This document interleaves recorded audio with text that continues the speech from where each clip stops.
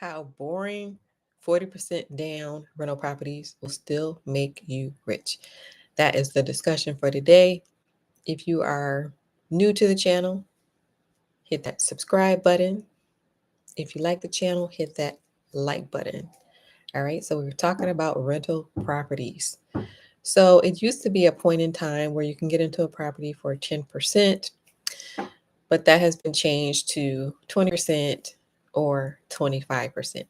However, if you live in the property, you can get in for 3%. They have also changed the rules on 4 units, where if you live in the 4 unit, you can get in there for 5%. But we're going to talk about boring 40% down rental properties, even though usually it's going to be around 20%, 25% if you do not live in it. All right. So there are talks, as you are aware, of the Fed cutting the interest rates in September. As a result of that expectation, mortgage rates have a slight decline to 6.52%. However, the Fed is not directly correlated with mortgage rates. The Fed is more correlated with the credit cards and the auto loans. So when it comes to mortgage rates are tied to what is called the 10-year treasury yield. So when September comes, which is right around the corner, in the event that there is a Fed rate cut, it is not likely that mortgage rates will decrease immediately. So we will see in September, right? We will see in September what happens, whether there's a rate cut or not. And then we're going to revisit these mortgage rates. All right. So when it comes to real estate and getting rich through real estate, one of the most challenging things is finding a lender. Therefore, some people say that your competitive advantage is your ability to get a loan.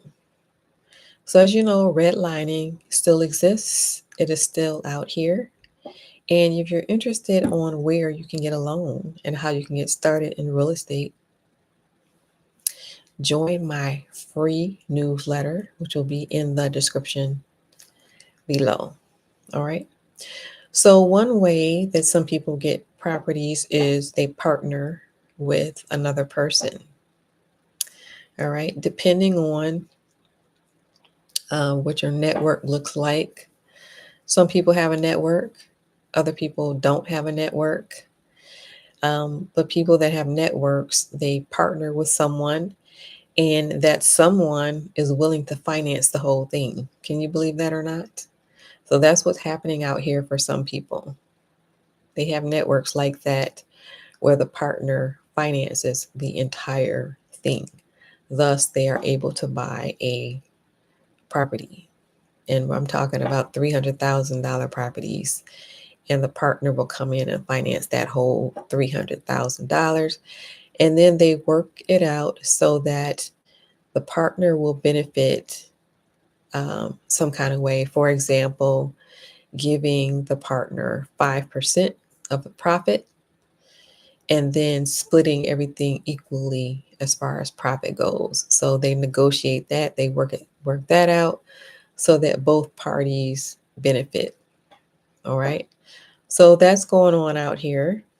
Like I said, some people have networks where they work together, and then other people don't have networks and they are doing it solo. And so there are people out here that are doing it solo also. So if you're watching me and you are solo, then just know that you can do it too, because there are people out here that are doing it by themselves. All right. Only problem is they're not willing to share.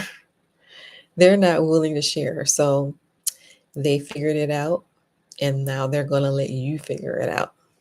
All right. But just know that if you are solo, you can do this so low. You can do it. All right. Now, the how, like I said before, they're going to let you figure that how out. Now, there are books out here, of course, you can read. You can get the information from the books. And then it's basically just going out there and doing it and learning by doing it. So, wouldn't it be so much more comfortable if you had somebody right there with you that already did it? I mean, they already did it, for Christ's sake. All right. So let's see what's going on. We got declining rents happening in Austin. We have increase in taxes and insurance in a whole lot of locations. A whole lot of locations. Increase in taxes and insurance.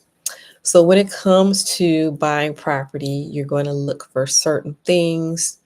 Um, Namely, you're going to look for a quality property.